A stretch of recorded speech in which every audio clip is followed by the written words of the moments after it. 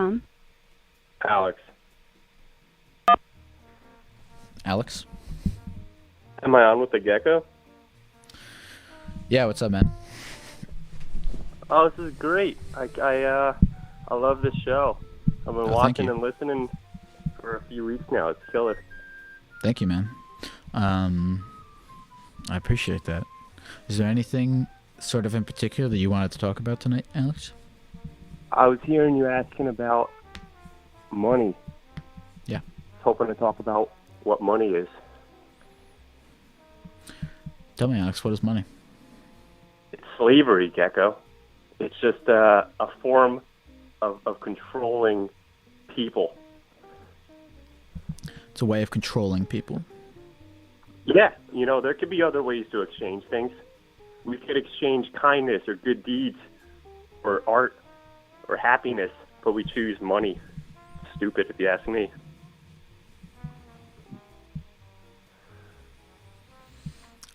I want to hear more about this economy that runs on exchanging kindness. I wish I had more experience with it. You know what I mean? Like, I don't get it day to day, but I think instead of valuing cash or valuing purchases, we can value how you make people feel. And I think there's ways to measure that. I think besides just how you talk to people or how people react to you, good things happen to you when you believe that there can be an objective measurement of kindness that you can then use to weigh to exchange for another thing of equal value. So like if I'm a level 9 kindness to you, you'll give me bread. And bread is worth level 9 kindness. Yeah, but even one step more than that, right? It's like I won't exchange bread for your kindness. I'll want to give you bread, or I'll want to feed you because I recognize that you're kind. You know, it's even moving beyond just a transactional sort of economy. We won't have like an exchange there. You know what I'm saying? It's like how would you get the bread?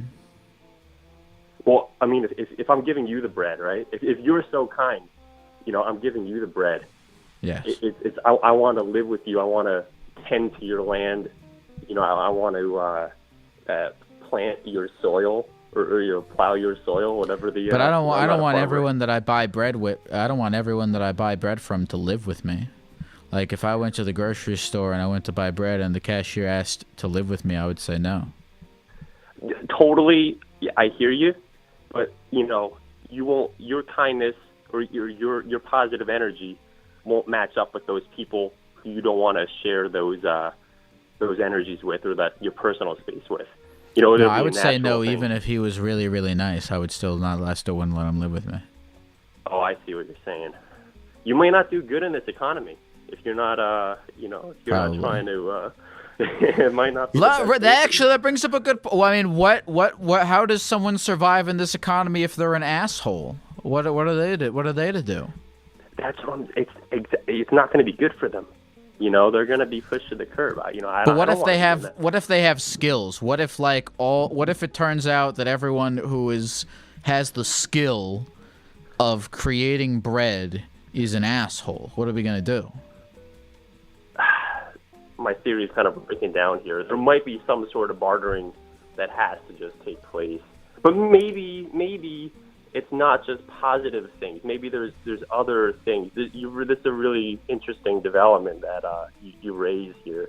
It won't necessarily be positive things that go good. You know, we have to fight. We have to kill animals. You know, that's not positive energy necessarily. Or maybe we don't have to kill animals. But you know what I'm saying? There's certain things in our lives which are not all influences that are for the better good. You know, someone has to get hurt. I want to go back to the bread guy living with me. So I ask a guy for bread, and he says yes, but he has to be able to live with me. But that's an exchange of physical value, because he's giving me bread in exchange for my place. But then how do I get the place? Do I have to build it myself? Well, no, somebody want to build it for you. But Why? you're also going to want, because they want to be around you. But you're going to want to be around them. Or you're going to want those people that build houses to be around you. You know, there's But what if I don't? What if I don't want to be? Well, what if I don't want to be around the guy that builds houses? What if I think he's kind of creepy? Well, I mean, you know, there's going to be a broad spectrum. You know, a panoply of different people that can build houses for you. Just like, you know, like you go to a supermarket. So I have to pick one of them to be friends with. You got to get a carpenter. You know, like if you're not gonna get a carpenter, if you think every single fucking carpenter is an asshole, then you're not gonna be living in a house. No, but that's the thing here. It doesn't matter if they're an asshole. I don't want to have to be friends with the carpenter just because he. You know what? I gotta reject this idea. I would rather give the carpenter money than be friends with him. I think that would be too much. Being kind to that many people all the time to get what you want. I don't like that idea. I think that would be exhausting. There's so much anger and unhappiness right now, though. You know, I want to replace it with something that's better than that. I think. Look, you know what? I think if you want this movement to actualize, I think you need to start it yourself. That's a lot of responsibility. That's what I was saying. It's too much work. I need to get more than just me. You know what I'm saying? I need to get a group. Well, it starts with you, Alex. You think I have it in me, Therapy Gecko? We'll find out. I appreciate you, man. I'll talk to you soon. You too. See ya. Thanks.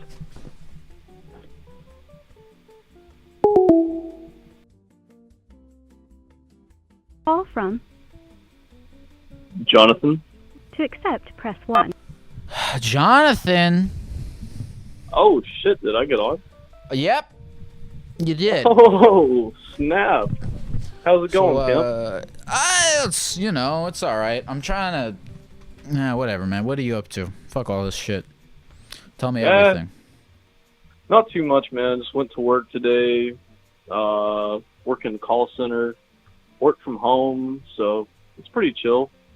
But I just miss, interacting with people and talking to people that aren't total dicks. Is what percentage of the people you talk to at the call center are total dicks? I would say a good 98% of them. Really, 98%? Yes. There's so much you have to deal with. Managers on your ass. Just total idiots. But, I get it, man. People have their problems. They want to be heard, but you got to be a douche about it. What's the word? Now, wait, tell me this call center, are the people being dicks, are you referring to the people you work with or the people that you're calling? Or both? I don't do outbound calls, people calling to me. Before my current job, I'm kind of a serial call center worker, I guess you would say. I did roadside assistance, and people would call in and their cars were all fucked up, or they're stranded on the side of the road cussing us out. We had to call tow truck drivers, which absolutely sucked. But now I deal with people's money, and nobody likes their money being played with. You know what I mean? No. Yeah. Oh no. That's a tough gig right there. You having people call. You're the first line of defense when people are pissed off and they need something. They call you. Yeah, it's just hard sometimes to let it carry over in your personal life. Really? Do you ever feel bad about yourself from these people? Because I feel like the fact that they are, because they're not what's your name? Jonathan. Because they're not calling hey, I just wanted to call you Jonathan because I want you to know that I think you specifically, suck and I hate you. They're calling because it's something that has nothing to do with you, but they're using you as the lightning rod to absorb their frustration. Indeed, they do. But the way that people treat people is a huge thing in this world with everything else that's going on in the country. But treat others how you want to be treated. It's that simple. Don't be a douche. What's the worst? What's the worst it gets with these people? Well, either they're cussing you out threatening to come find you, burn your house down. It's like somewhat like a Call of Duty lobby. So I even had a dude tell me he'd find me and fuck my mom. But he really? didn't. Did he do it? Nah. See, that's the thing. These people. I mean, I feel like you got nothing to worry about. These people are, empty threats. But why did this guy tell you that he was gonna go to your house and fuck your mom? Well, basically, I gave him an answer he didn't want to hear, and I kept on repeating the same thing because he wouldn't understand. So he got all mad, and then he threatened to fuck my mom. And I did not take that personally. My mom is a very beautiful woman. Hmm.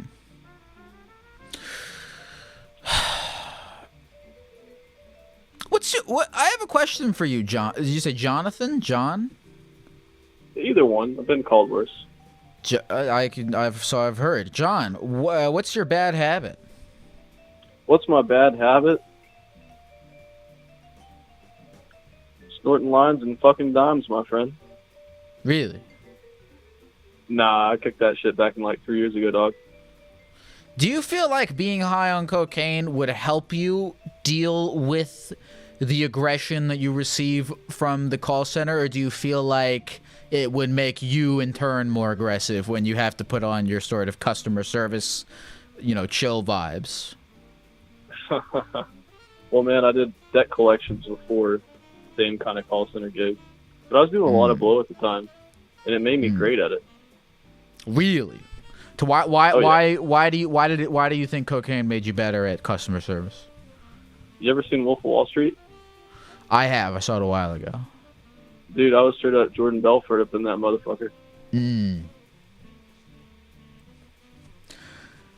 See, this is tough, right? Because I feel like with drugs, the trajectory of it or whatever is, it bleeds into these other parts of your life, and you're like, I can't show up at work because I'm high all the time. I can't function. But how do you kick a drug that helps you function better? That must be difficult because you don't hit rock bottom. Your life, it works for you.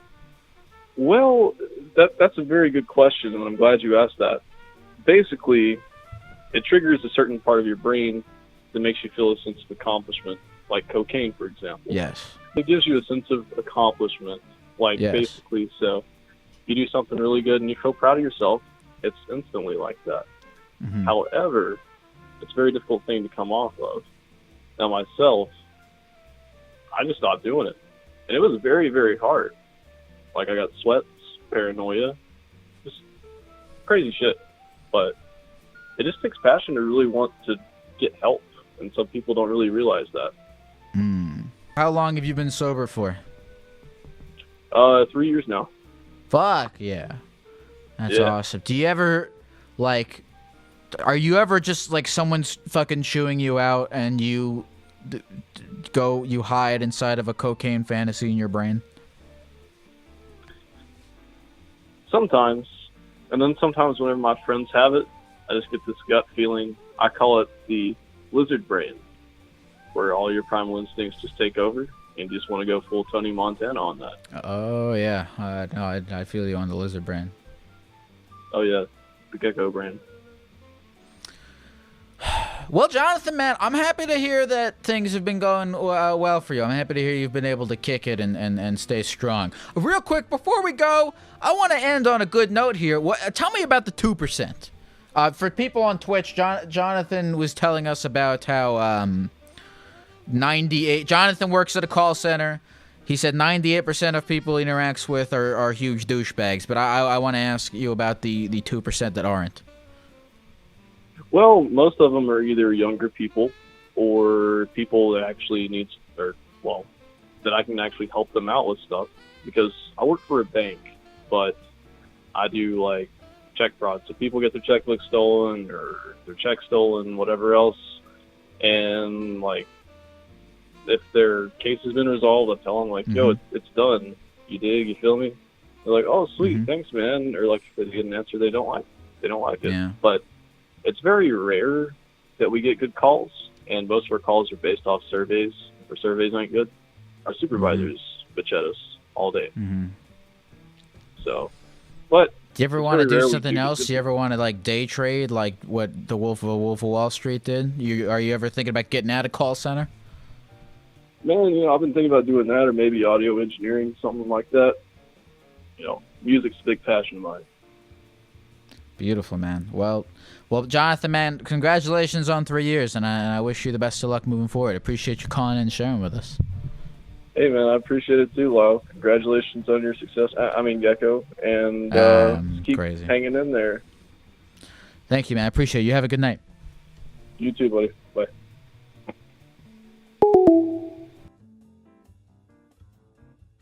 Call from Cat.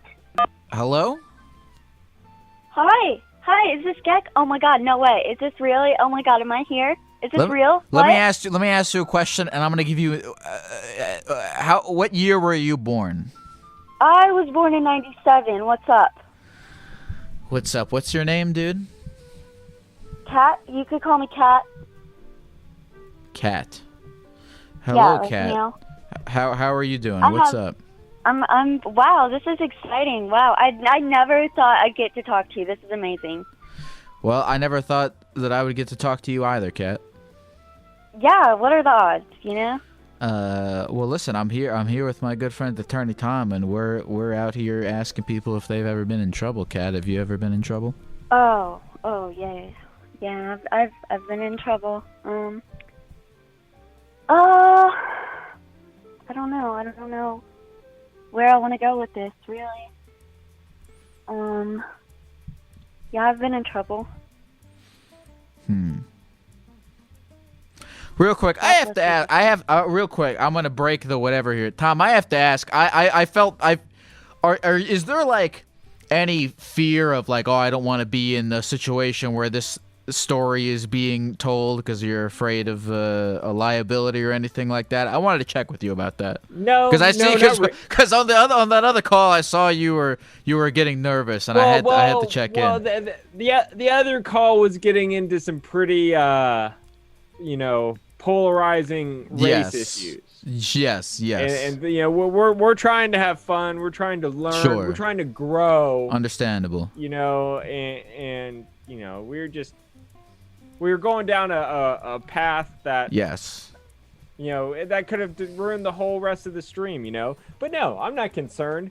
People know that I'm just here as a guest, and I'm not their lawyer, and we're having fun, and people can use their own judgment. On Tom. Hey Tom, I think it would be cool if he was like part of the green screen. Like if you could give him like a body, like he's just in a little like box on the stream. Oh. But you could have like put him in the green screen. I know, dude. I actually, you know what, Kat? I thought the exact same thing. Is like when I called Tom, like right before I called the show, I saw he was in front of his green screen. I'm like, fuck, we should have done like a thing. But maybe next time I'll, he and I will be floating through space and everything. Cool. But anyway, Kat, tell us. I mean, you said you don't know where to start, and look, start anywhere, it doesn't really matter where you start. Okay, well, I guess one time I got pulled over, and this was when I was like 20. I admitted to having a beer, and the cop was just like a really big dick, and I was driving fast, but I was like leaving work, and I was behind like other people I worked with, and like it was like 3 a.m. whatever. We're all just driving, and cop pulls me over. So I was like, yeah, I had a beer, because he said he smelled it. He probably didn't smell anything on my breath, but was it you had one beer? Yeah. Okay.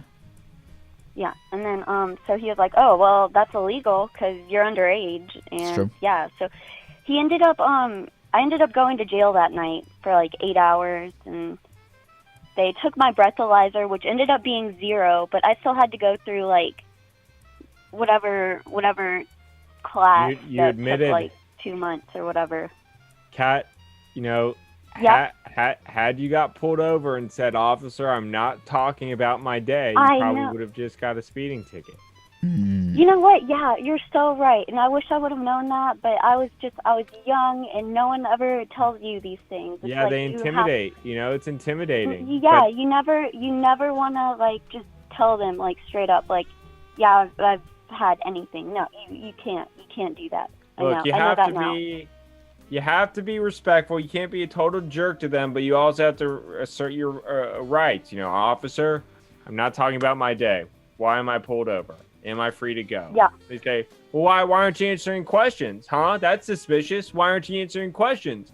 You know, you've probably been drinking, haven't you? Officer, I'm not talking about my day. I'm sorry. I'm not talking about my day. I think he's just a dick. He seems like his wife cucks him all the time, and I don't think that, you know, he's just not a good dude.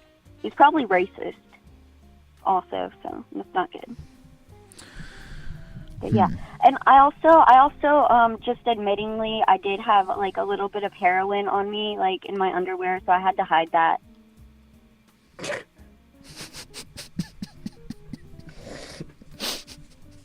It sounds like you got off easy now. No one ever caught me for that, and you know what? I'm okay. So they sent you. What did you do? What did you do with the heroin when they sent you to jail? How did you like? Okay, listen. Okay, so it was in my pocket when they put me in the car. And so what I had to do was, like, while they were searching my car, because they ended up finding weed in me in my car too, because they were like, oh, well, I'm gonna search your car now. So they did that. So I was like, okay, well, yeah, I do have weed in there, whatever. Which, you know, since they just like, okay, that's been taken off my record because of updated weed laws. But anyways, yeah. So it was in my pocket, and I'm sitting in the back of the car.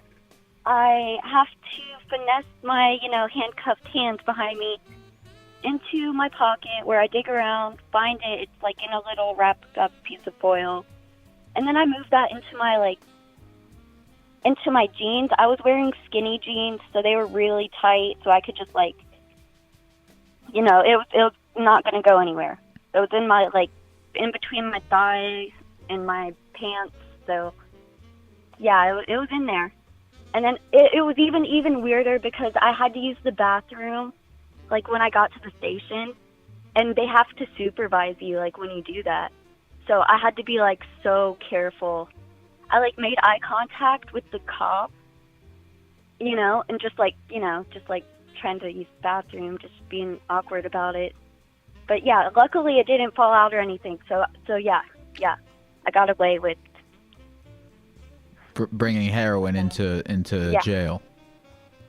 Yeah. Which, you know, I ended up doing make a lot of money after doing I that. got out of jail. So. Not that I condone it, but you got off very easy. That was quite a plot twist here. Well, no, it was a little annoying, honestly. I wouldn't say it was easy. It took a lot of, you know, time out of my life. Oh, it could have taken way more. Okay, listen. The lawyer you get for court really matters. The lawyer I had was a piece of shit. He was a grubby ass old fucking fuck, and he did not handle my case very well, and I'm upset about it. He ended up, you know what happened to him? So he was like a guy my dad knew. He was like friends with my dad, and my dad doesn't know very great people, but yeah, so turns out this guy isn't a lawyer anymore. He's on the run because he lost the case to some guy, and that guy started making threats to him, so now he's out of the office. So yeah, you hear that, Tom? You better not fuck up. Whoa, hey, Noted. Hey. Noted. No, yeah. What? Yeah, Why was he so bad? What didn't you like about him? I'm not sure. Well, what I didn't like about him is, like, you know, he just didn't fight that hard. He could have been like, oh, well, you can't prove that she was drinking because my breathalyzer was at 0. They couldn't have proved it anyway. Yes, they could have proved it. You know why? Because they can get... Okay, I'm gonna put the officer on the stand. Just because I say it doesn't mean I did it. I mean, that's pretty tough to, I'm gonna put the officer on the stand in front of a jury. I'm gonna go, Mr. Officer, what did Miss Cat tell you when she was in the back of the police car? She told me that she'd been drinking. Are you sure that's what she said? Yes. Well, okay. Miss Cat, did you tell the officer you've been drinking? Yes. Okay, well, there you go. Okay, so what was her breathalyzer? What were the breathalyzer results? Objection irrelevant. By the time you take a breath, objection irrelevant. By the time you take a breathalyzer, your one drink has been processed, but you're an underage drinker. It's not even allowed under the law.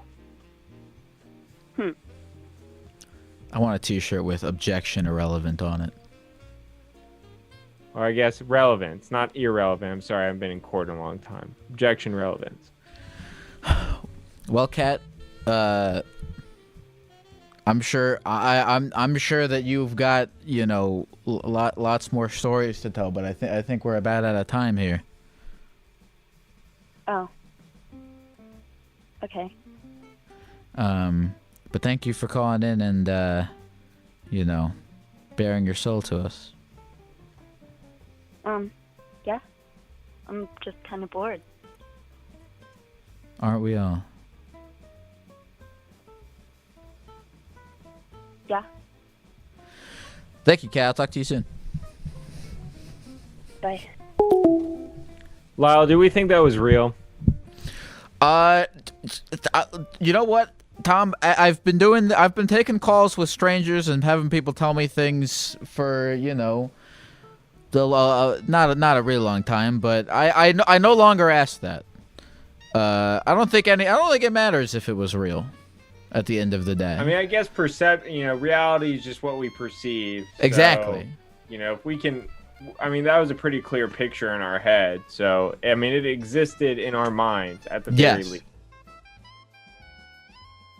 Call from Sam. What's up, Sam? Oh, I'm doing all right. I'm actually pretty new to the therapy Gecko. Oh, hell yeah. The paralegal Gecko. So, how'd you find out? I have a list of crimes. You have a whole list? I mean, well, I don't know about a whole list. Well, here, let me tell you. Look, let me tell you something about Therapy Gecko. Is we appreciate, you know, when people come in prepared, Sam. So I'm glad you made a list. Yep, like I said, I'm new, so I don't really know a whole lot. I actually just subbed today. Oh, thank you, dude. So. Well, what's number? Let's start at the top. What's on your list? I'd say probably the first was like criminal trespass. But that's really not that big of a deal. Well, what about criminal trespass? Is there a question or just the subject in general? Just the subject in general. I never really got convicted or anything for it. But when I was 17, I did get a DUI. Has that affected you in your later life? Yeah, because I couldn't drive until I was like 18. But then I also got my license taken away again because I had a fake ID when I was like 18. Did your fake ID have somebody else's name on it? Yes, my brother's. Yeah. It was also not even the same state. Some old man who looks like Santa Claus just took it from me at a sketchy gas station. Right on. Some random guy, he took it from you? Yeah. But I was like, hey, that's my license. I need it. But he scanned it under the machine, and it said I was 1,000 years old, so it didn't work. Which is the thing, and I remember this like in high school when like people were using fake IDs and stuff. Like, which is the one that's worse? Using like creating a fake person or using someone else's thing? Which is the one you get more fucked for? Well, both. So, I know they're both bad. Listen, here. Yeah, okay. Listen, chat. I'm not advocating for people to get fake IDs. However, if you have a fake ID, it's a lot better if you use your own name and just fake the date of birth. Because in the alternative, it can be identity fraud. And even if you create a name, like make up a name, odds are there's somebody with that name. And that's identity fraud, and that can be a lot worse. And I actually personally know somebody who's kind of was in my high school like sphere. I wasn't really, friends with her, but we would go off to college, and then a year later, everybody goes, "Oh, did you hear so and so got convicted of a felony for having an ID with somebody else's identity?" I mean, that's a bad beat, Bad beat. Yeah, no. So also that's kind of the thing that happened is I went, and then the guy who was working at the gas station gave it to the police department, and then the police department came to my house, and then they tried to arrest me for impersonation of someone else. But then they realized that it was just my brother's fake ID that he gave to me after he turned 21. Wait, so it was your brother's fake ID, but it was your brother's like it was his brother's real ID that he was using. Oh, okay. No. It was his brother's fake. Oh. So he got it when he was underage, and then he just gave it to me because it kind of like look alike.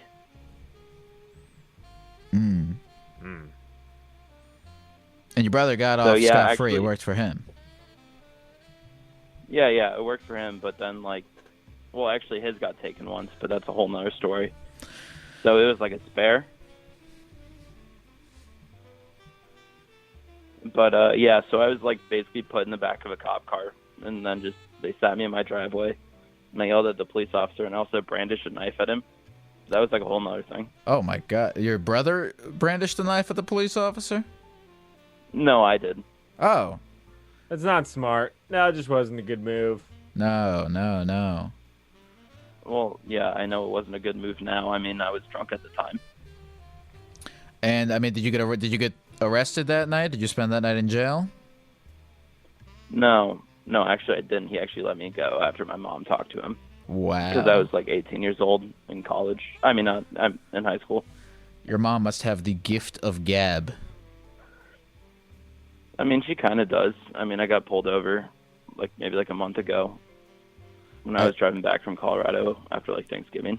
How did your mom convince a cop not to arrest you after you pulled a knife on him? Well, it was actually the police officer that kind of did that. He was kind of just like, "Hey, buddy, don't do that ever again." But I took it out of my pocket and I flicked it open. So I'm surprised he didn't shoot me right then and there. That's I can't believe that he let you go after that. He just said, "Hey, buddy, don't do it again." Pretty much. Oh my God. But it was 2 a.m. He actually he came to my house. He knocked on my door. I was already asleep. I was drinking all night. And then he came to my door. My mom woke me up. She's like, put some pants on. There's a police officer who wants to talk to you. But, they always, kind of stop and ask if you have any weapons before you get in the cop car. Okay. And so I took out my knife and I flicked it open at him. And I was like, "Yeah, I have this knife." But, I mean, it was open and pointed at him. Lyle, I think we should... I think the logical conclusion, we should probably pivot stories. Yeah, that's probably. Let's just recap it with you're very fortunate, and yes, that probably would not have been the same outcome. I mean, I should be dead for a lot of people. Yeah, I agree. I mean, what did you say your name was? Sam. Sam, what are you doing now with this second chance at life that you've been given? Currently nothing. I've been trying to get jobs. I had a job at a bar, but it didn't work out. It didn't work out because it didn't show up.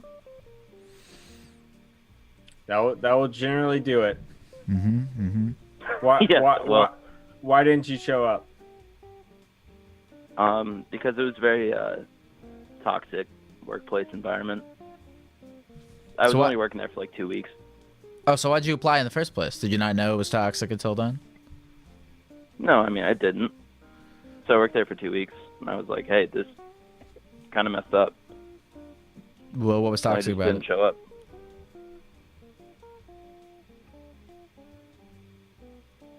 What's that? Think you could? So was the move not showing up, or do you think you should have just put him on notice that you're quitting? I mean, I probably should have told him, but it was like the day of, like, I had an epiphany, sort of. It was actually, I was supposed to show up New Year's Day, and I had an epiphany this last New Year's.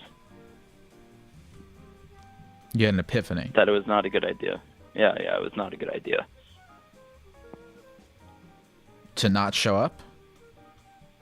Yes, because it was a bad job. And also my brother kind of talked me out of it, so. What'd your name was? One more time. Sorry, I'm bad with names. Sam. Well, Sam. Yeah. Listen, as we've established, you've been giving a second chance at life, and good luck to you. Hope that you spend it wisely, and you have a good night, my guy. Yeah. Also, thank you. Of course. For having me be a part of this show, and even though I was kind of all over the place with everything I said, I really appreciate it. And I love your TikToks. That's actually kind of what got me to join.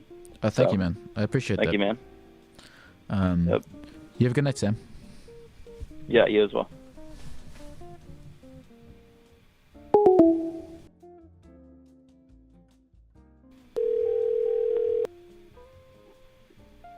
Hello? Hello. How are you? I'm good. Can you get any closer to the phone? I'm at the phone right now. What's your name? Can you hear me? Oh, I can hear you. What's your name? Caroline. Caroline. My name's Caroline. How are you doing, Caroline? I am fantastic. How are you? I'm doing all right. Caroline, do you have anything on that you just want to get off your chest, Caroline? Okay, so this is a lawyer, and right, and you were asking if you've done any crimes. Mm-hmm. I think I have some crimes to admit to. Okay, sometimes I scam old men off the internet for money. Ooh. I think that's a crime, isn't it? Well, hold on. Let's go into this. Are you promising something that you're not delivering on? Yes. Okay. I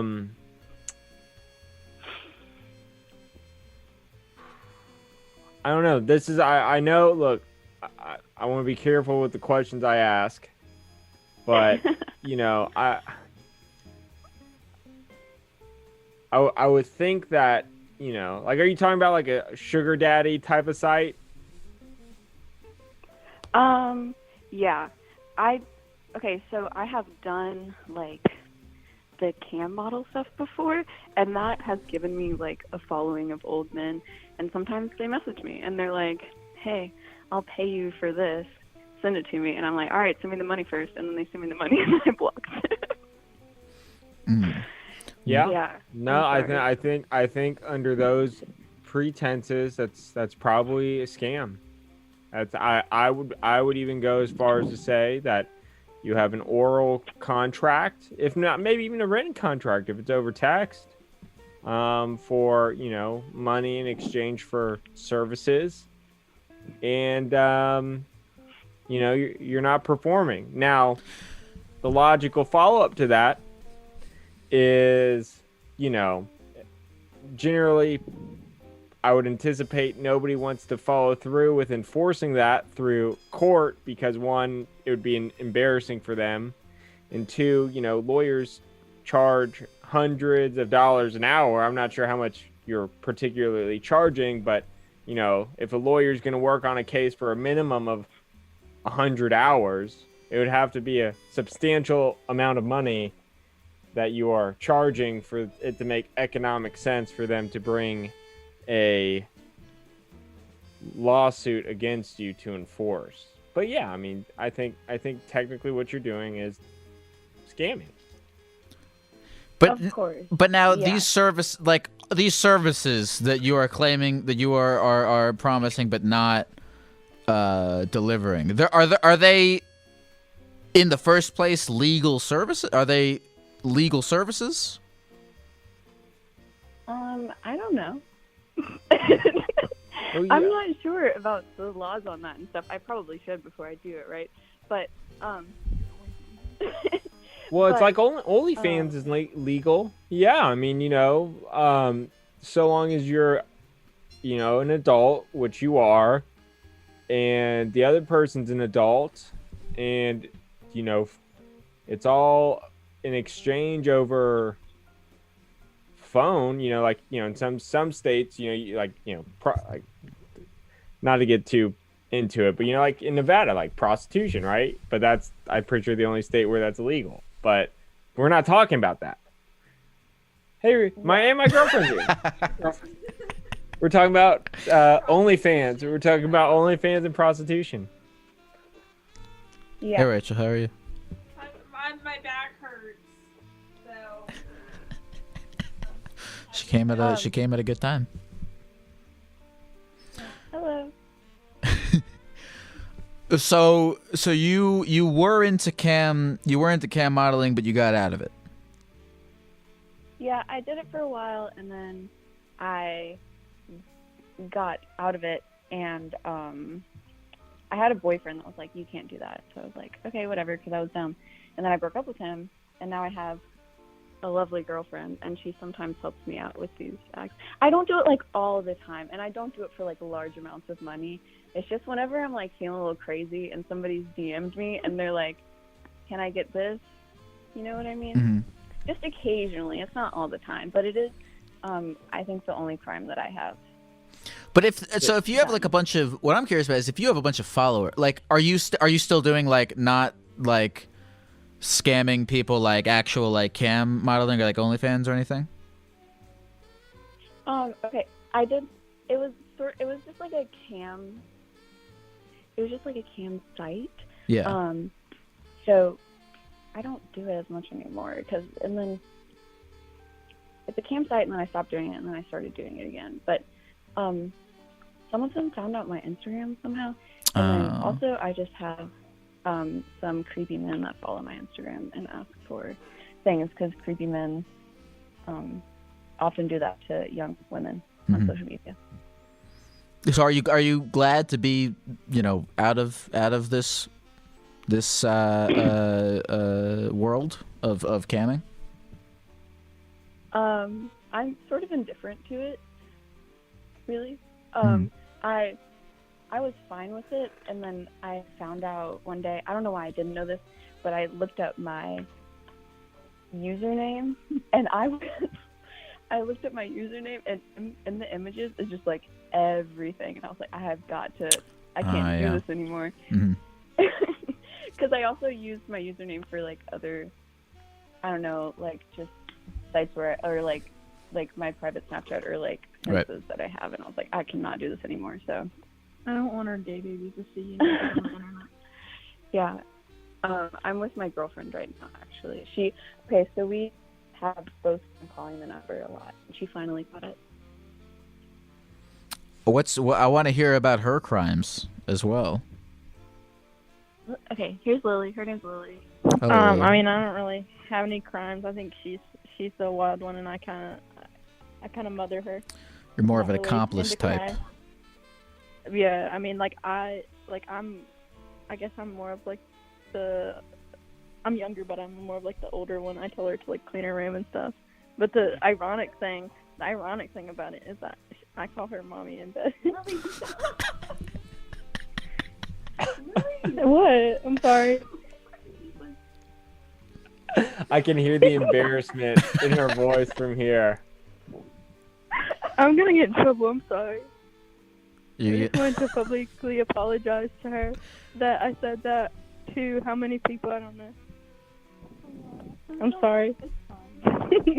It's okay. There's only like 460 people, and I promise you, it's only like 70% chance of that getting clipped. Of course. I mean, I don't mind. Nobody knows. Honestly, nobody knows who we are. Sometimes you make TikToks about it, though, so that's payback. Okay. Sorry. It's all right. I don't mind. I like the attention. Yeah, I'm glad that you guys seem like you have a good, you have a very well-oiled conflict resolution machine between you two. I feel like you guys resolved that dispute fairly quickly. Yeah, I think that's a healthy relationship. We don't Definitely. fight. We never fight. Maybe that's a bad thing. I don't know. Oh my god. Do you think that's a bad thing that you guys never fight? What it'll be. Is that do you consider that to be healthy in a relationship, having I don't know. conflict? People say it's not, but we've only been dating for like 5 months. There hasn't been an issue big enough for an argument. It would not be healthy if we had an issue that was argument worthy and you just sort of shoved it down. Yeah, I don't, and I'm just not gonna argue with you. I'm just gonna listen. I'll be like, all right. I'm just too chilled out for that. But we're afraid about what our first fight will be. We guess what we think it'll be and who will start it. We're kind of worried about it. I don't know. 5 months is pretty good for no fights. Thanks. We appreciate it. So we'll see. Maybe if we have a fight, we'll try to come on and tell you about it. We'll try to mediate it. Mm-hmm. Mm-hmm. Oh my god, please. That's so sweet. Thank you. We got to do that. The Geck couples canceling night. Oh my god, that would be such a good idea. Couples counseling. Couples counseling. I love it. Well, Caroline, Lily, thank you guys for calling in, and I wish you two all the happiness in the world. Thank you, Kings. Bye. Good night, guys. Bye. Yeah, so that's totally scamming, Mm-hmm. It's totally. Yeah, I was hesitant at the beginning, I thought maybe she's going with the direction she's just flirting with these old guys and they just throw money at her, and I would have said that's the old guy's problem, Right. But she was promising photos or services, and just took their money and blocked them. But you were totally correct when you're like, well, all right, who's gonna go to file a lawsuit against someone for not sending them right whatever. I mean, totally, it's totally unrealistic on the civil side for somebody to go through that process. It'd be embarrassing, it'd be expensive, and you're probably only arguing over a few $100. I do wonder if there's gotta be someone who's not embarrassed at all who there's gotta have been a lawsuit about that at some point in history. I bet, yeah, 100%. I'm just playing the statistics, 99. There's probably some guy, there's been people who have spent hundreds of thousands of dollars suing over $100. It's just the principle of the matter. Yeah. That kind of thing. So if somebody really had it out for Miss Caroline, mm-hmm. But I mean, come on, let's get real. And then if that ever happened, Caroline could just be like, yeah, here's your money back, go away, Right. So she's got a good thing going. Not that I endorse any illegal activity of any kind. All from John.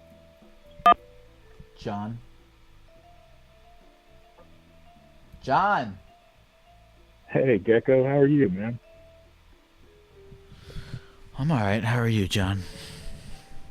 Man, I'm hanging in there.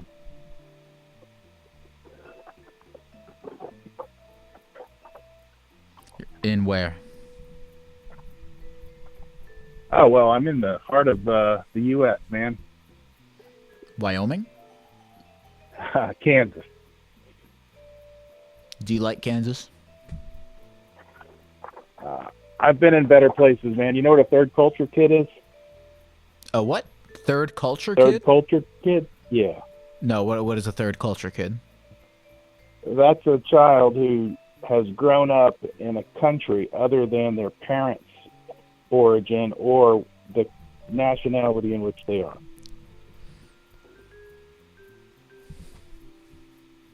So, I just wanted to tell you a story, man. I caught you about, I don't know, an hour ago. Please. Yeah. Can I go with? I'm sorry. You got something? No. Don't be sorry. You want to tell me a story? Yeah.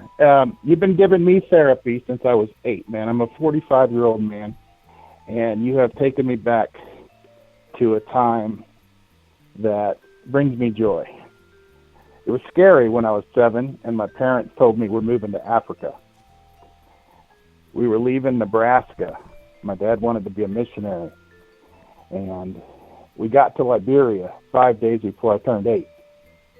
And the first night we were there, we went to our new home. And up in the corner of the room was a gecko. And my mom got my sister and I, and she was 4, and said, "Hey, we got a pet. It's a gecko. Look.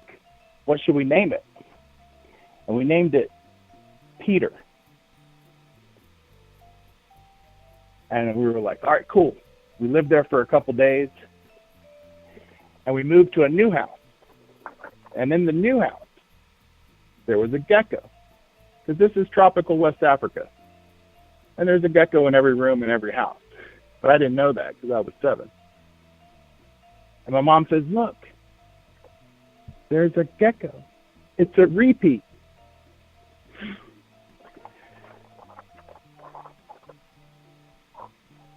And so, being 7, growing up overseas in a strange foreign country, I got comfort every time I went somewhere and I saw a gecko. It's the weirdest thing, man. I may be crazy, but I just caught you tonight, and I thought I'd listen in and try to give you a call and tell you my story. That's all I got for you, man. Tell me, what is it about these geckos that give you comfort? They reminded you of that time in your life? Yeah. Well, we always called geckos repeats now in my family. So we got little, like, stuffed beanbag geckos and stuff that we got from, mementos and things like that. But it was just being 7 and having been uprooted, growing up in, the middle of the country in the U.S., and then all of a sudden you're flying like 3,000 miles across the world, and you land in this country 7 degrees north of the equator, and it's 98 degrees all day, every day, and you walk out, and you've got no friends. Everybody's African. You're white. You're just this little kid, and having some continuity in your life, it wasn't a big deal. It's not really a big deal. It's just cool that, you're a therapy gecko, and it took me back. But I love that you call them repeats. Yeah, that's right. My mom, her sense of humor, she gave it to me. Do you think of that every time you see it? I mean, I don't know how often you see a gecko out in the wild before, the stream, but do you think of that every time you see a gecko out in the wild? If that ever happens? Yeah, it's totally a family joke, So every time I see a gecko, I think back. Yeah, absolutely. How long were you in Liberia for? I got there 5 days before I turned 8, and I was there at Christmas in '89 when the Civil War broke out. We had just left. We got the call 5 days at Christmas, basically, is when the rebels came in the country. And we got the phone call, and I'm in 9th grade, and my parents go, "Hey, John, Stacy, that's my sister." They said, "There's been a coup. The rebels have come in from Nimba County, and they're trying, they're marching on the Capitol." And as a kid growing up, in school, we had a coup every year. Like, it was, once or twice a year, somebody would try to overthrow the government. We'd wake up in the morning, they'd be like, "No school today." We'd be like, "Oh, it's a snow day," like, no school, we're going back tomorrow. Right. But that Civil War, man, that war, I don't know if you know the history of Liberia at all. Since '89, but from 1989 until 2005, that country was in civil war. So I lost all my friends that I grew up with over there. I got a few American friends, obviously, and international friends from there, but the village kids I grew up with are all, who knows what happened to them. did you have friends that were killed? I'm sure there probably were, man. But I was living close enough to the capital city that pretty much everybody came from the interior of the country to the capital city. So the fighting arrived eventually, but by then it was pretty much a done deal. It wasn't. I don't think any of my friends ended up being child soldiers or actually being killed at all. But it is quite possible. That's good. So you were there. So let's see. So you left in 9th grade. Right, left in 9th grade, fully expected to go back, spend the next 3 years of high school in Liberia before I'd graduate and come back to the States. But because the war broke out, my parents got reassigned, and I ended up in Nigeria instead. So you stayed in Africa. You didn't go back to... When did you eventually go back to the U.S.? I came back to the States for college, but from 3rd grade all the way through the end of high school, man, I was in Liberia, Nigeria, West Africa for all but 16 months. Wow. What was it like coming back from... What was it like going to the U.S. from Africa and, like, you know, still, you know, you're white and you have a, you know, American accent, but, you know, the culture is still, you know, different from what you've been growing up in. Yeah, a lot of people have a lot of trouble with that. There's a lot of missionary kids that have trouble with that. I didn't. I'm a bit of a chameleon. I kind of fit in everywhere, you know. Okay. You had less trouble. You say so you would consider yourself adaptable in general. Yeah, absolutely. I'm flexible. There's no question about that. Mhm. Yeah, I go anywhere. I got friends all over the world, all different nationalities, all different races, all different religious backgrounds. You know, my parents, like, you know, I heard you talk about your bar mitzvah and you hadn't talked to God since. I pretty much don't go to church anymore either, even though I grew up on the mission field. Oh yeah, is that a conscious decision? Did you decide to leave the church for any particular reason? Not really. A little bit of it's blowback on what happened with my dad, though. He had been working and pouring his, you know, soul into theological education by extension, which is a program of taking seminary classes to leaders of churches that couldn't come to seminary. And they axed that program after about 15 years of him doing it, and the way they handled it wasn't very impressive. He left the mission field, came back to the States, and you know, he pastors a small church now here in Kansas, 38 people. But how does he feel about the fact that you don't go to church anymore? He's not happy about it, but you know, he'd like for me to come with him, but you know, go to their church, but I don't. But they don't bug me about it. It's good they don't bug you about it. No. What do you do now? Oh, I'm in corporate finance.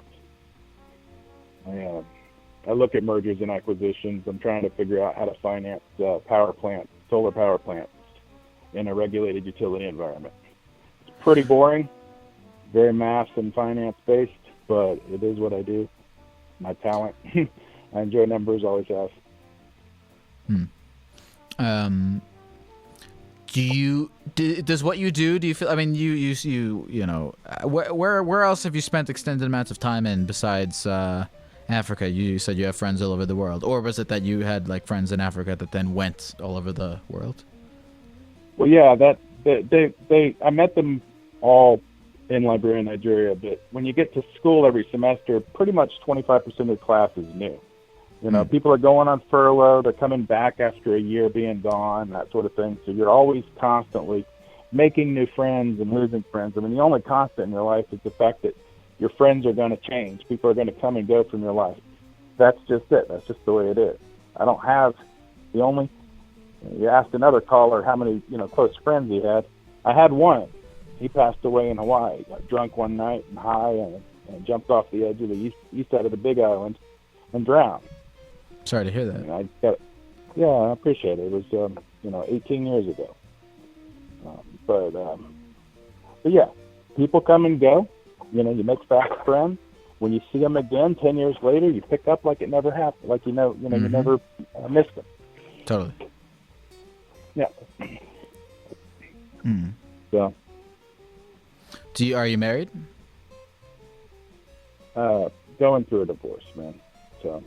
Sorry to hear that. But, yeah, I appreciate it. Yes, I am married. I got 2 kids. They're wonderful. One's a senior, one's a sophomore in high school. Awesome. Yeah. Have they been? Are they well traveled? Did you take them around different places? Have you taken your kids back to like Africa to show them sort of where you grew up? I have not yet. The last time I was in Africa was in 1997. Wow. Yeah. Well, what were you doing back there? Well, I graduated from college, and my sister was graduating from high school, so I went back for her high school graduation. Nice. That was it. That's the last time. It was a lot different back then, man. I was a little 9-year-old white kid running around Monrovia, Liberia, 7 degrees north of the equator, where everybody's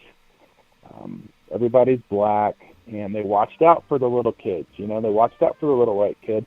They didn't, have people trying to kidnap you and hold you for ransom. That's what's happening out there now. It's a horrible place to be. But it wasn't like that when I was there in the 80s. Hmm.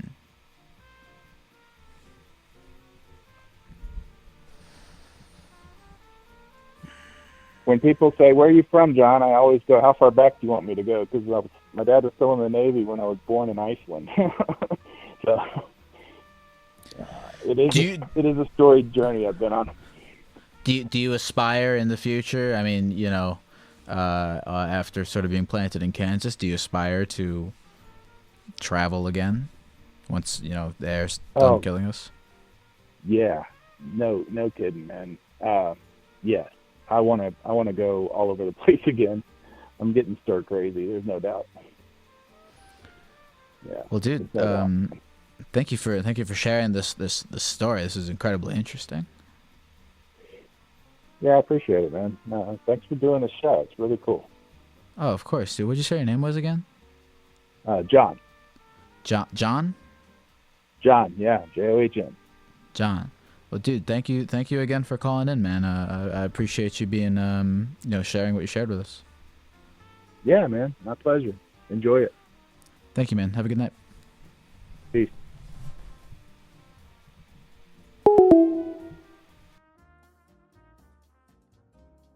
Call from Olivia. Olivia. Hello. What's your confession, Olivia? I don't like my roommate too much. Why don't you like your roommate? I think it's just that we're living in such a small space, and I'm not very social. It feels like, I'm forced to have social interactions constantly when, I would rather not. Is it that you don't like your roommate, or you just don't like to socialize? Maybe I just don't like to socialize. But maybe part of it is because she does like to socialize, so that makes me not like her as much. Does she, do you think she gets upset with you for not wanting to talk to her? I don't know. I'm not good at reading people,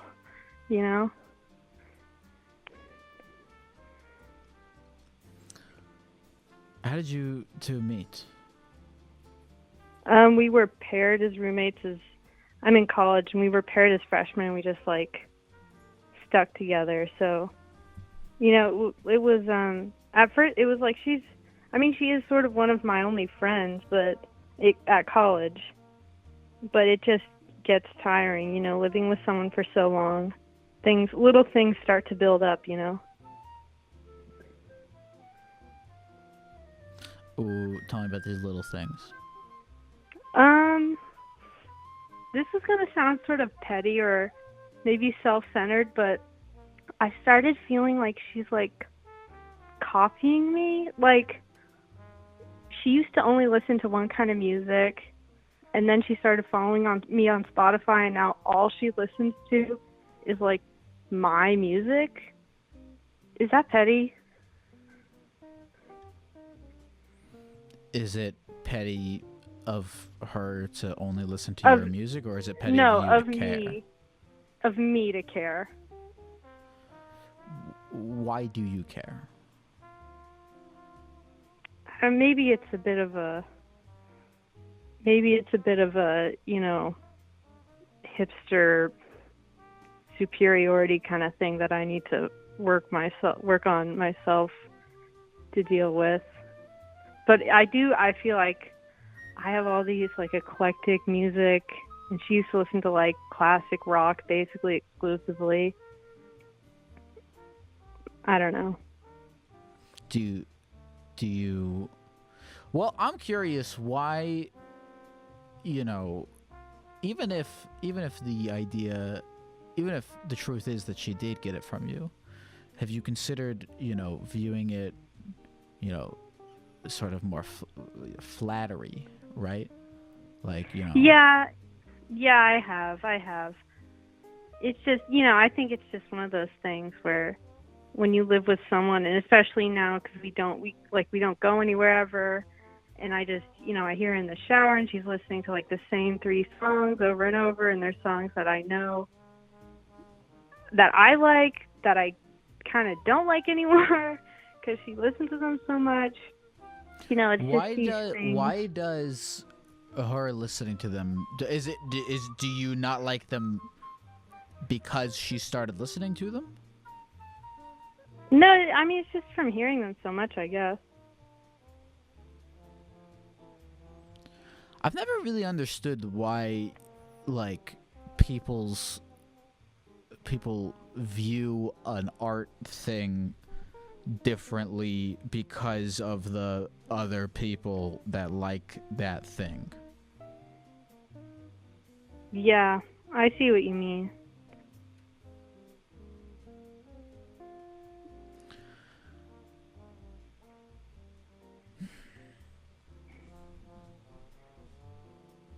Yeah, I guess,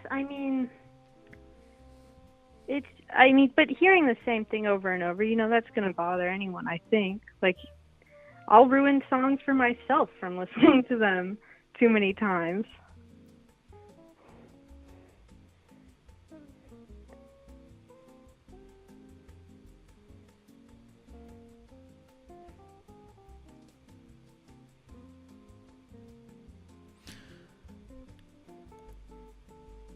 What is your behavior like to your roommate?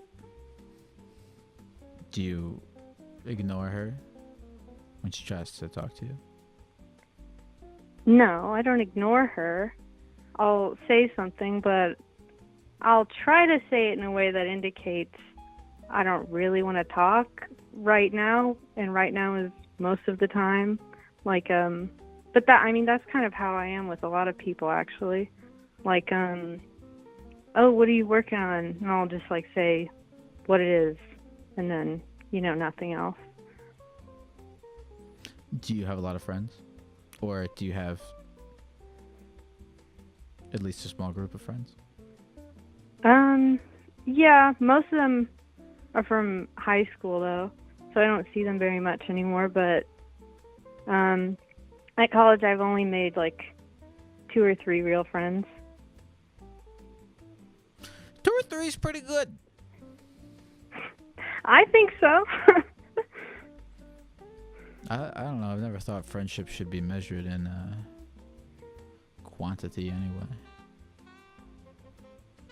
You enjoying the rest of your college experience? Well, it's been kind of ruined. I'm about to graduate, so like, big chunk of my time's been trashed, basically. Well, what's next for you, Olivia? Who knows? My parents, I think, want me to go to some kind of grad school, but it's too late to apply to that for next year, so I'll have to at least take 1 gap year, which I'm looking forward to. What are you going to do during the gap year? I don't know, apply to some kind of internship or something. I would like to travel somewhere. I don't know. I'm just sick of school, honestly. I just feel like I need a break from it. Oh yeah, school sucks. I'm very grateful that I never have to go to school ever again. Yeah, I've always been good at it. I'm just so worn out from it. Well, Olivia, I wish you the best of luck in whatever endeavor you decide to pursue next. Thank you so much, Gecko. I love you. Of course. I appreciate you, Olivia. Talk to you soon. Thank you for sharing. Bye.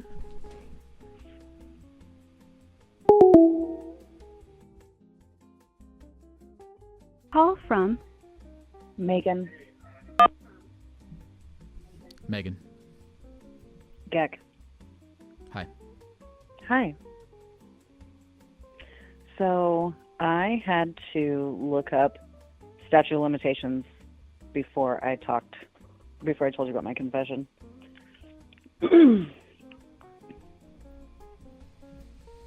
What are the statute of limitations? Well, statute of limitations is how long I have before I could get in trouble for something, or before I can no longer get in trouble for something. How long has it been? It's been 20 years. What's been 20 years? Since I had committed identity fraud. Why did you commit identity fraud? Well, it wasn't like I made this big plan to do it. I had some friends that did something stupid, and they stole, like, some chick's wallet when they were helping her change her tire, and she was, like, all drunk. It's a whole long story. Nonetheless, we went to the mall the next day and spent somebody's money.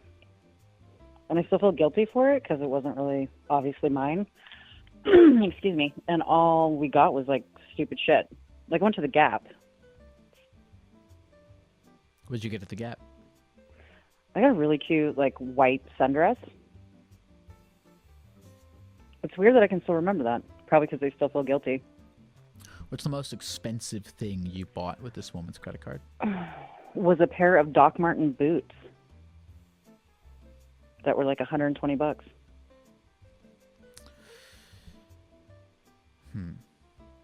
Yeah. What happened with all the rest of the stuff? Did you ever give it back?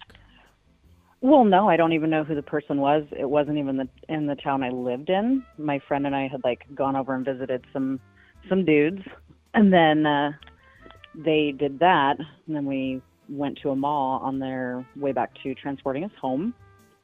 And so like I just had those boots for a while and that dress for a while and felt guilty. And like the other people bought other stuff too, but it was all just frivolous shit that you buy when you're 18. Like now, really stupid shit. What was the sort of spectrum of feeling bad about it? I assume that in a group of friends, spending another person's credit card, there's probably one friend who's like feels extremely guilty about it. Yeah. And then another friend who is so excited that they get to spend someone else's money. And then, you know, sort of a spectrum of people in between. Is that accurate at all? I would say probably. I think I was probably the one that was more worried about, like, spending this freaking out about, oh my gosh, what if, you know, like, kind of secretly hoping that this woman had already canceled them. Like I said, she was shithouse drunk when they ended up taking her wallet. That's a other stupid story. But, like, I really felt bad about it.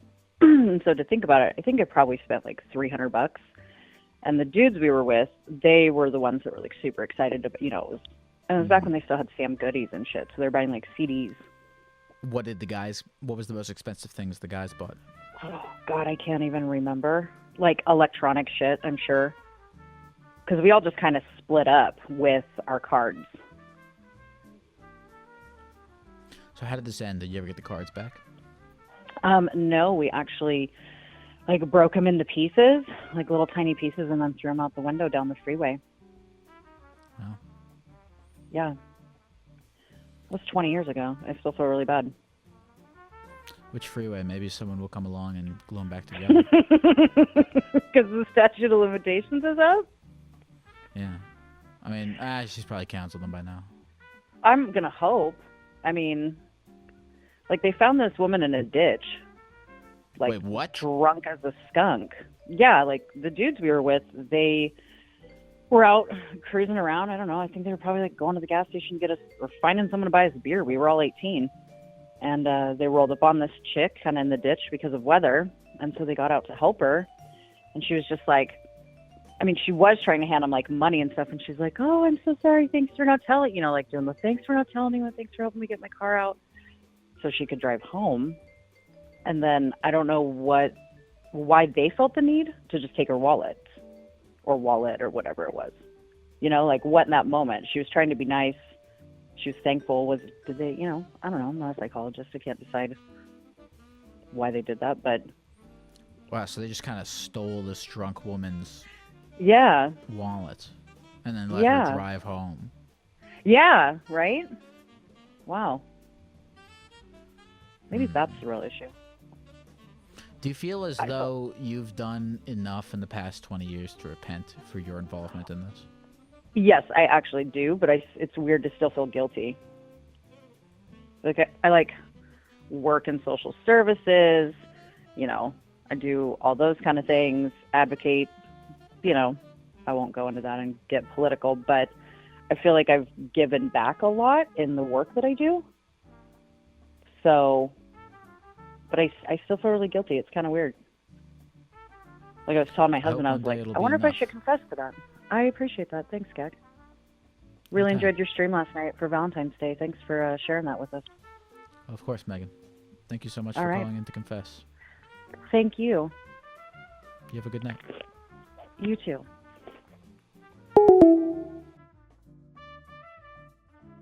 Call from Phil. Phil.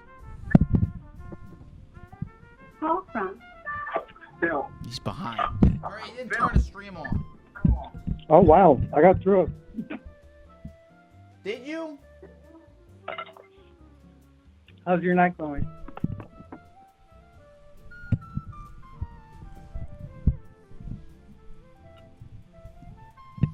It's going alright. How was your night going, Phil? It's going okay. I'm eating dinner.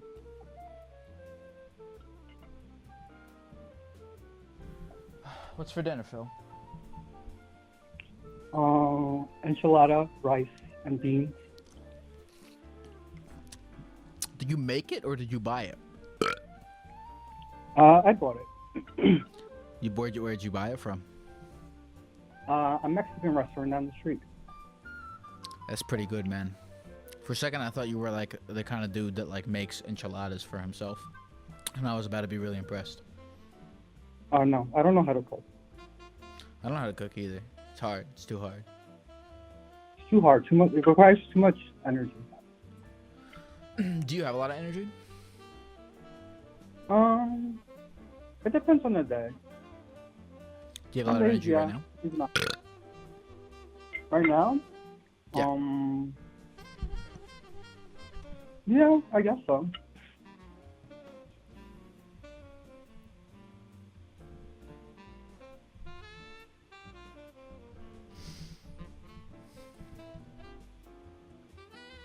What's your confession, Phil? I was thinking about it while I was calling you, and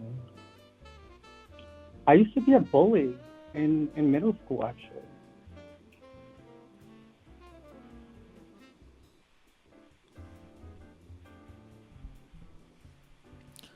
Used to be a bully. Yeah, I think about it sometimes. What did you do? Randomly. I was part of a group of friends that didn't behave the best, and they would occasionally make fun of someone in our own group of friends. Now that I said that out loud, actually, they were not really friends. They were kind of assholes.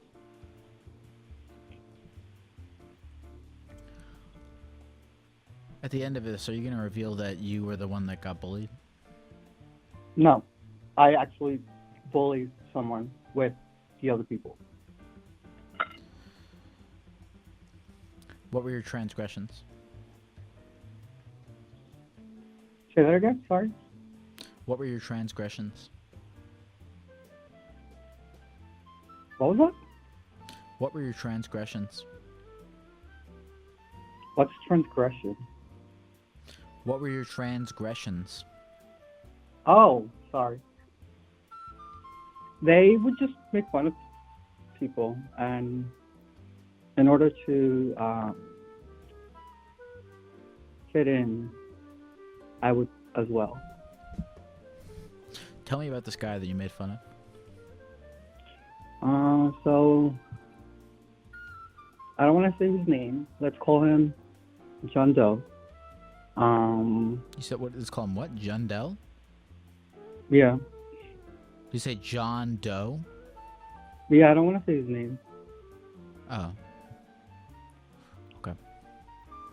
But one thing that always stands out to me is that one time he shaved his head and came back to school, and we were sitting at the lunch table, and we all started making fun of him, saying he had cancer.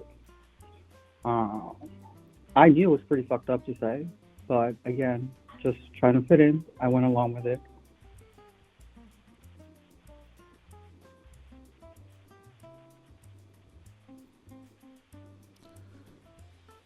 When's the last time you saw John? 2010. 2010. Because I was in 10th grade and I moved away. Do you know where John is now? Do you know what he's doing? I randomly look him up on Facebook and Instagram. He doesn't post much, but he's on there. How's he doing, from what you can tell? From what I can tell, he's doing all right. It's hard to tell, though, because I'm not his friend on Facebook or Instagram. I just view whatever is public.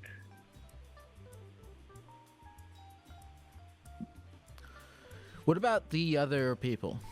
These people that you were friends with, that you were making fun of this kid with. How many other guys were there in this group?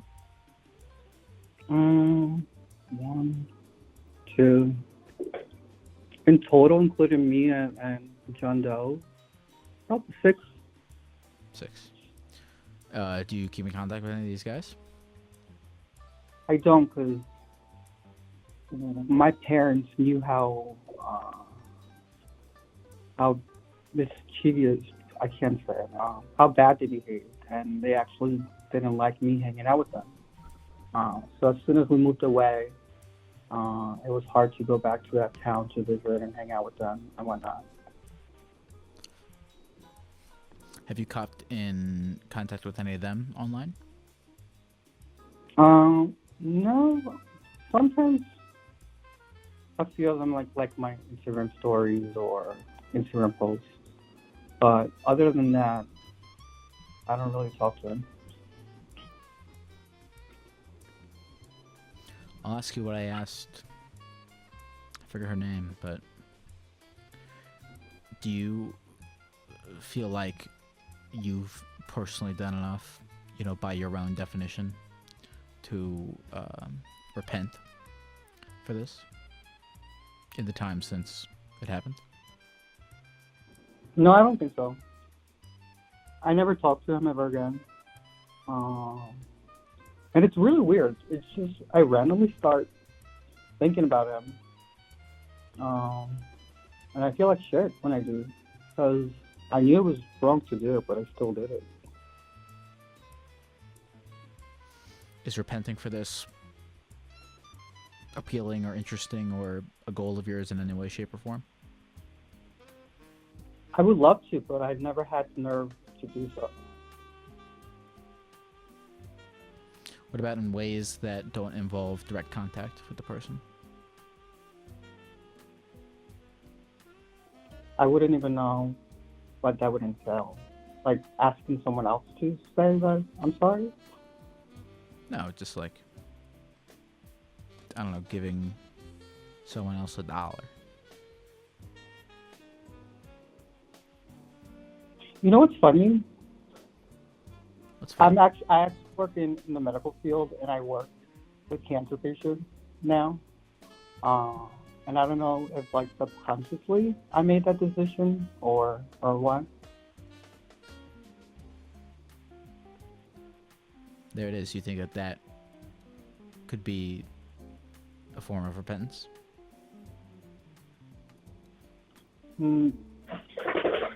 No, because I'm pretty sure we fucked up like it's middle school, and usually middle school is when you're growing, developing to what you'll be as an adult, and knowing that we made this kid's life really difficult really bothers me.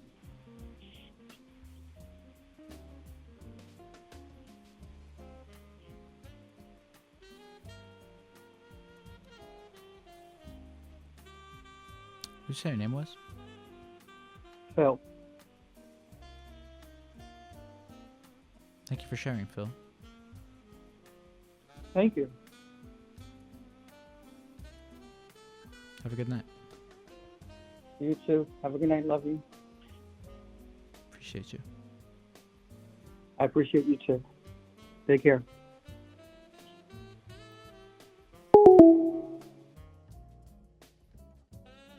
Call from Camden. Camden. Hi, how are you doing, Mr. Gecko? All right, Camden. Just came across your show here on Reddit Live, our pan there. Just figured I'd call in and see what this is all about. I'm trying to figure that out myself. Cam, what were you doing before you called in? I just got off of work, kissing ass for money. It's called customer service. Okay. Where do you work customer service at? I work for a company called Publix, and and just in case anyone from management is watching, I love the company and I have no complaints whatsoever. No, look, Camden's not even your real name. I'm not even real. You're in a dream right now, man. You can say whatever you want. I want to know the truth about Publix. Tell me, please. Well, our company's actually in some hot water right now. I don't know if like controversy is something you want me talking about on your show right now, but please. Well, what's the controversy? Is it political? Is it social? Is it hit me. I'll be honest with you. The person who funds or heads our charity organization, or did, I think she just stepped down after this happened, but she donated $300,000 to the rally at Capitol Hill, and we're in pretty hot water about it because then Publix went on Twitter and said like, oh, she doesn't represent what we think, but one of our biggest things is giving back to the community, and so now that where I'm at is like, how does that not represent us if that's our whole thing, is giving back and helping other people? Like, how does that not represent us? So are now you, as an individual that works for this company, because it's I feel like it's one thing. I mean, everyone's, has the thing where like, okay, I'm not going to support this company as a consumer anymore, because I don't agree with, shitty things that they've done. But for you, when it's your livelihood, does that add an extra layer of conflict when you're trying to, stand up for what you believe? The fact that it's your livelihood? At this point, I don't care if I get fired, because I know a lot of different business owners around the area to the point where I'm just like, if I get fired, I have other people that are ready to hire me and get me into their businesses. I'm not too scared of it. Not to mention that they also tried to use one of my coworkers as like a poster child. He's a grown man with a cane. He has cerebral palsy, and they tried to use him as like a example of how good they are to people with special needs, when he isn't even really like disabled or anything like that. I mean, he can make his own decisions, and like he had to advocate for his own needs too. And so it's just it's sick. It is. Are you considering quitting? Honestly, if I get a job lined up for me before I get fired, yeah. So you're talking you think you're gonna get fired, don't you? At this rate, if anyone from management sees this, do you? I mean, before this, did you think, were you on track to get fired for some reason before you called in? Before this, I mean, this is not. No one cares about this. I don't kiss the management's ass, so probably they don't really like it when you're not like the perfect like individual, just the fake happiness and all that. It's just fucking. It's you know what I mean. It's yeah. When you're not like fake happy and everything like that, they don't like it, and they don't like you don't get moved up. What's your like ultimate? You could go anywhere place to go after Publix to work. I'm in college right now for geology, and I'm hoping to get a really good career in that in the future. I'm getting for my geology professor as it is, and it's a fantastic opportunity, to get experience from him and just kind of learn things. And I'm taking things as I go. I want to take things slow with college because I don't want to.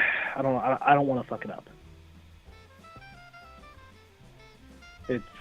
I have a big opportunity right now with like the money that's been saved up, and so I don't want to waste that and like move terribly fast. I don't know if I'm making sense at all, but yeah, that's kind of where I'm at with that. I love it, man. What would you say your fake name was? Fake name Schmitty. We'll go with Schmitty, huh? How about that? Schmitty. I love it. Yeah. Well, Schmitty, man, look, thank you for calling in, man. You have a good rest of the night, and power to you. Do what you gotta do. Fuck Publix. Go move on. Go get into rocks. I love it, dude. All right. Yeah, and to slave moderator, whoever just said that, I love you too. Thank you. Love you as well. Rock and roll, man. You take care. Hey, you all have a good one. That guy was nice. He's a nice guy.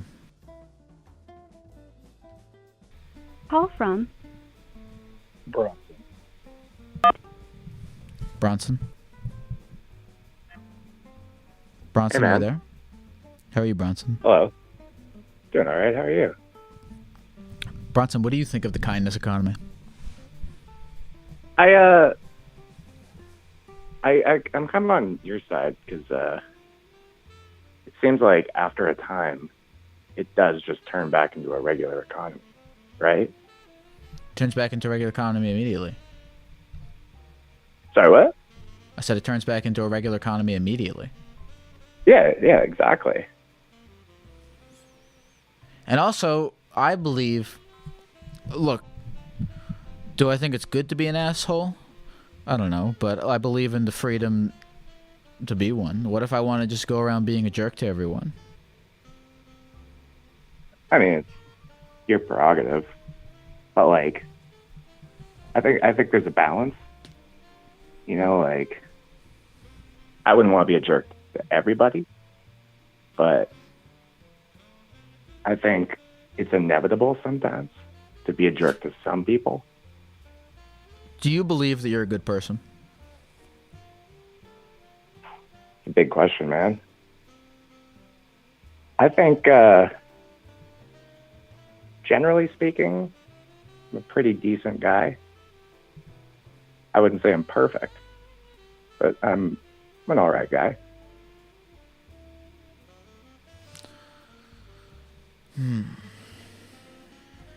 What do you think money is?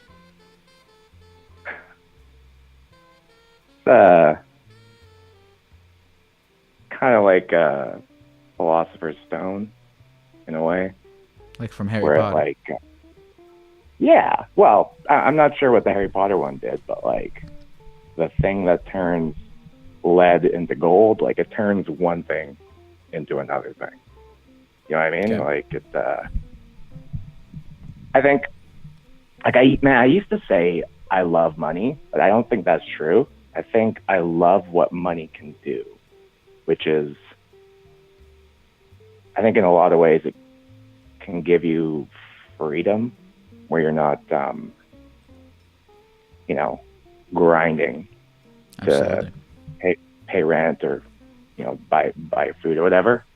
Absolutely. But like, it's a bit of like a double-edged sword after a while. Like, I think it can get to the point where, like, is the fanatical pursuit of freedom that freeing? What do you do for a living? I am in sales. What do you sell? I sell GPS for. You sell GPS? Yeah. I actually might be quitting soon. I'm so excited. Yeah. Did you hate selling GPS? No. It was the job itself was pretty fine. I was pretty good at it, but I work for some people I'm not super fond of. I thought they did unethical things in the name of money. What did they do? Well, not to get too much into the weeds here, but basically my entire department, except for me, was given an impossible quota to hit and told if they didn't hit that quota, they would be fired. And then a week before the due date, they just fired them anyway, which is like, you know, you got to do what you got to do, dollars and cents, but to like not even give someone the chance to hit the mark, I thought was not ethical. So they knew in advance. They knew in advance that they were going to have to fire these people anyway. So their plan was always to fire them a week before the quota deadline. I think so, yeah. I definitely think that was the case. And I don't know if you're a Christmas character, but I thought there was this whole quota came out like a week before Christmas, which I think is a rough time to tell someone that your job is on the line. For sure. So yeah, I don't know, man. They I was calling you on Monday trying to get in to talk about this because I'm very conflicted about this whole situation. Oh, please. What's the source of? Well, I guess I mean, was the conflict about whether or not to stay there?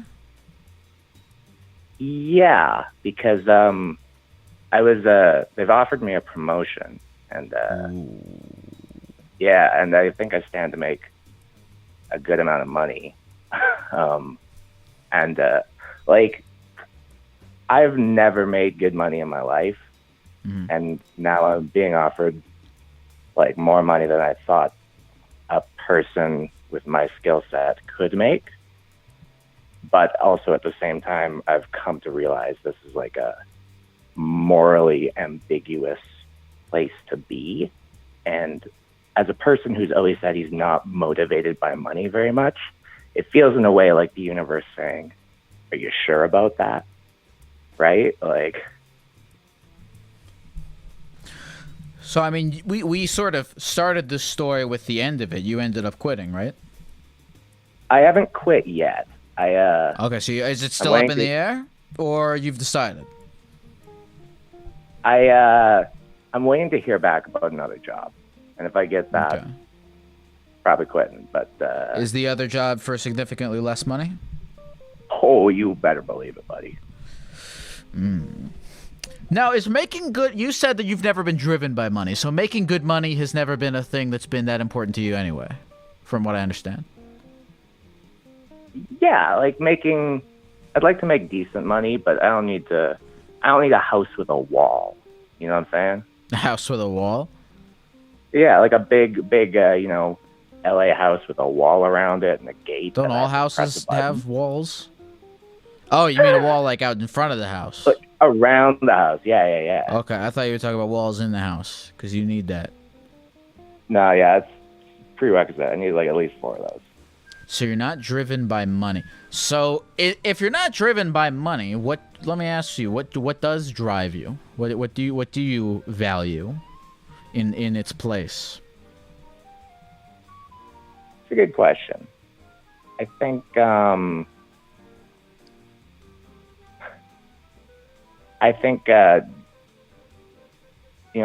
kindness economy guy is gonna love this. I think I generally want to help people or do something that, like, I'll put it to you this way. When I make a sales call to someone, I call them and I say, hey, I'm the GPS man. Do you need GPS? And most of the time they're like, no, never call me again. But sometimes they say, man, I'm so glad you called. Like, I'm looking for this. And that is worth more than anything. Like, that call pays more than any other call I could make. For sure. That is a good feeling when someone needs something and you're able to give it to them. Yeah. Yeah, exactly, man. Like, you know, if I have the bread that someone wants, I'm happy to, like, I know the guy who supplies the bread for me to distribute to people will not accept kindness for it, but I'm happy to, you know, take the money, pass it into the next hands, and give the guy the bread. And I think at the end of the day, like, everybody wins. The people who made the bread are happy to have some money. The guy who bought the bread is happy to trade money for bread or GPS, whatever it is. Do you feel like this role, the one that you're pursuing, which of the options, when you were sort of weighing whether to go to the new place or to get promoted at the old place, which option do you feel like afforded you the better opportunity to help people? I would say probably roughly the same. I think roughly the same. New role, yeah, the new role in general, I think, on a more granular level, my role would be exclusively helping people, but in a very small way. Whereas the other role is I have less opportunity to genuinely help someone, but it's a much larger amount of help I provide them. So one role, you provide lots of people with a smaller amount of help. And the other role, you provide less people with a greater amount of help. Yeah, exactly. So if you view these two positions as equal in terms of your ability, in terms of how they serve, what your true goal is, then why is it such a big conflict for you which one to choose? Because the current role is I'm sort of implicitly siding with people who did people I care about dirty. You know what I mean? Sure. So I feel like, if I were to trying to come up with an example here, but let's say your favorite athlete or musician turns out he sold a bunch of meth to orphans. You'd feel pretty bad about buying his CDs after that, right? You'd be like, I don't know about that. It would feel a little weird. I think it's the same way. Justin Bieber actually did that. You can look that up. Dude, I believe you. I don't need to look he it sold up. meth to orphans. Okay. That's you can Google Justin Bieber orphan meth. It'll come up. First result, or do I have to look? I think what's important is that whatever you do choose, are you confident in the decision you've chosen? Are you gung ho down that path? Because that's the thing. You know what I heard someone say once about decision making is that whether or not your decision is the right decision, you actually have more control over that than you think, right? Because whatever you choose, there is no right decision. You choose something and then you make that the right decision. If that makes any sense. Yeah, definitely. I saw something kind of similar about that, where someone was talking about you're looking at a fruit tree with a bunch of nice pieces of fruit on it, and they sat there deciding which piece of fruit to take, and over time the fruit fell to the ground, and got exactly, man. So I think you're absolutely right. It is more about making a choice and committing. What did you say your name was? Bronson. Bronson. Well, Bronson, man, you know, good luck to you in the future, and I appreciate you sharing with us. Yeah, thank you for taking my call, man. I appreciate it. Of course, man. I'll talk to you soon. You have a good night. You too, buddy. Take care.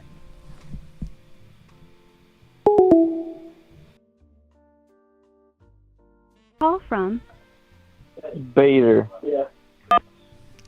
Bader. Yeah, and the slave moderator, whoever just said that. Bader, you gotta turn your stream off. You gotta turn the stream off, Bader. Because I can hear it in the background. Bader, are you there? I'm there. Who are you, Bader?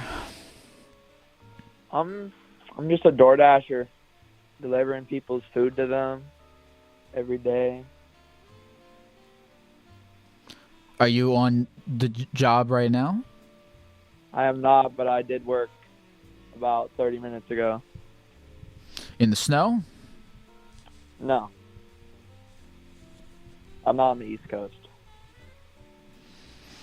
Do you like Doordash? I mean, it's alright. It's nice that you get to do what you want, work when you want. You don't have a boss, you're your own boss. You know. You'd be good in like a commercial for working for them. And you can just say exactly what you said just now, exactly how you said it. And I would actually be pretty sold. Oh, yeah? Yeah. Do you think corporate cares? Do you think they care about their DoorDash drivers? Probably not, no. But I think that but like if I saw a commercial for like sign up to run DoorDash and you said exactly like, yeah, it's kind of cool, you get to make like that, I'd be like, I believe that is what that experience is like, as opposed to if, you know, it was ultra upbeat or anything like that. Yeah. And that's just the truth. That's all it is. What's your talent? I breed fish.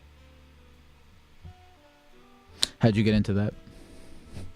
Well, I started with a 35-gallon tank, and I had fish in it. And then they had babies, and I was like, what? No way. And then I got a bigger tank, and then I got more fish, specifically guppies and plecos. Plecos? Yep. What is a pleco? A pleco, it's like the bottom feeder. It sucks everything. It gets big. They can be striped. They're just the bottom feeder of the tank, and they're kind of dope looking. What do you do with the fish after you breed them? Do you sell them? Nah, I just either feed them to the catfish I have, the babies, or I leave them in the tank for them to grow. So you have a separate... How many different tanks do you have? I have 3. So you got a predator tank and a prey tank. Yeah, pretty much. I don't think of it like that, but yeah. That's interesting. You don't really have to... So you have... Fuck, dude. That's like... This is like a fish pyramid scheme of some kind, because you don't have to buy fish food because you have other fish that are food. Yep. And I have plants, so everything like cleans itself. I have shrimp that clean the plants, and the plants clean the water. So everything's like, I can just leave it, and it works like by itself, like an ecosystem. Does it make you feel like God?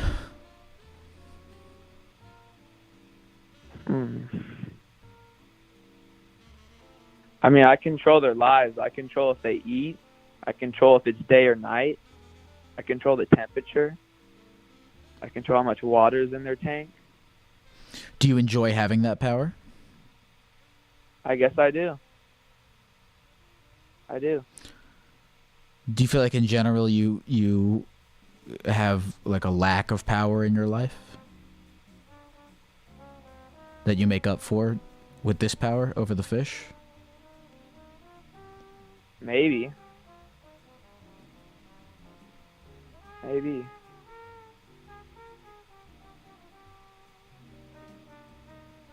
You think the fish are like they mean something else because of something else? Like the fish are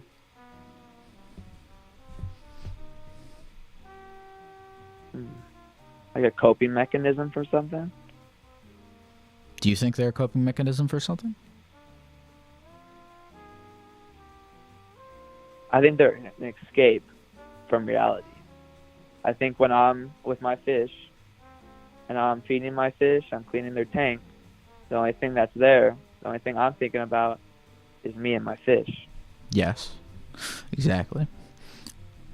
But I mean, look, that's not that much different from fucking any other action that isn't just kind of sitting and staring at the wall, you know? Right, when you're with your fish, you're focused 100%. Well, like looking at a wall and looking at fish, like my fish, like everything's different. They're different colors. Like you don't know what's gonna happen. Everything's random. What do you feel like you're escaping from?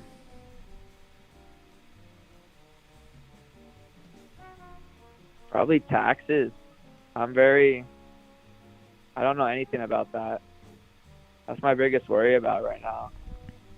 I do Doordash. They don't tell me anything about taxes. All they did was send me a paper to school. Like I'm in high school, like senior year, all that. I'm 18, by the way. Just had to put that out there because I just said that. And yeah.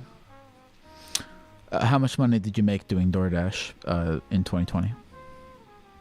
In 2020, I started in November, so I made in November and December, I made like $400. I don't think you have to pay taxes in 2020, so you don't have to worry about that. Thank you. What'd you say your name was? Peter, but it's Peter. Oh. Yeah, just a B. Do you feel like over the course of this call you kind of started out with a fake name and then we've established a little bit of trust between each other that you gave me the real one? Yeah, and I think it's a little obvious that my name was Peter because the B and the P. I thought it was Bader, like masturbator, and I thought you were gonna call in to troll. Oh, no, like my friends call me Peter and stuff. Like a nickname. Have a good night, Bader. You too.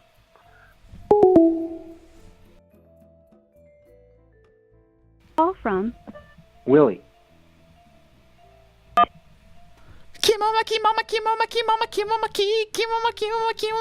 Mama, where did you put the keys to my car? Where did you put the fucking keys to my fucking car? I gotta go to the store and buy myself a loaf of bread to make some peanut butter and jelly sandwiches. I'm so afraid you've been eating too many peanut butter jelly sandwiches. So I had your keys. I hid your keys. You said, don't hit my keys. Don't hit my keys, please. But I did it anyway. I do it every day, and I'll do it until you pay me $5. Mama, please don't hide my keys. I don't have $5 in my bank account right now.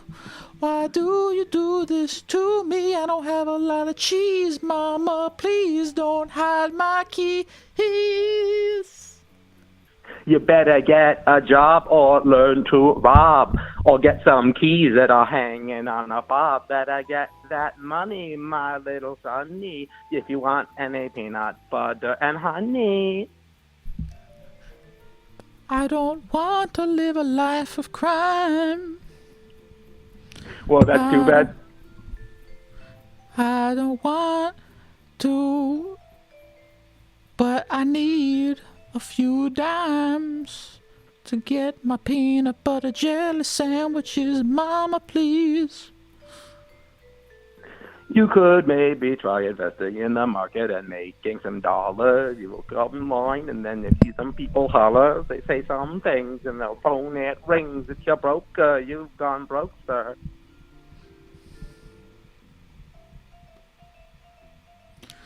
dude. What's your talent? That, I guess. That was pretty good. That was a lot, you know. Thank you. I came into this and I was like, I started like, you know, I opened it, right?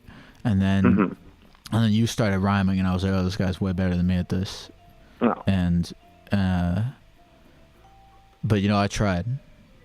You're clearly the best at what you do. Not like, are we talking about like within that interaction that we had just now?